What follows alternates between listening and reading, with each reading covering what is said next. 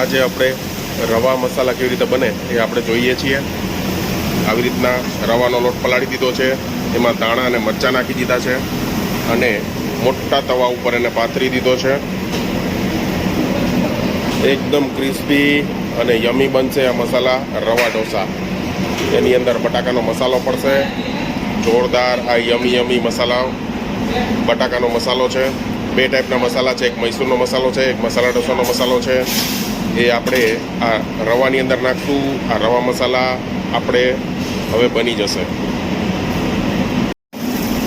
રવાની અંદર હવે ચારે બાજુ એકદમ આ તેલ પાથરી દેવામાં આવે છે। ધીરે ધીરે રવા પાકવા લાગ્યો છે। રવા ઢોસાની ઉપર હવે મસાલો પાથરી દીધો છે। એકદમ જુઓ તમે યમી લાગતો આ રવા એકદમ પાકી ગયો છે અને હવે આપણે આને સર્વ કરશે પ્લેટમાં ચટણી અને સાંભાર સાથે। રવા બની ગયો છે, હવે એને ફોલ્ડ કરીને સર્વ કરશે ચટણી અને સાંભાર સાથે। તમને બતાવીએ એકદમ ક્રિસ્પી આ રવા મસાલા બની ગયો છે।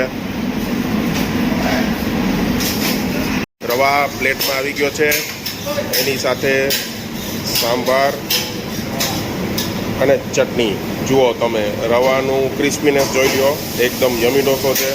ખાધા પછી આનું એકદમ ક્લિયરિટી તમને આવશે। રવા ઢોસા ખાઓ, મોજ કરો।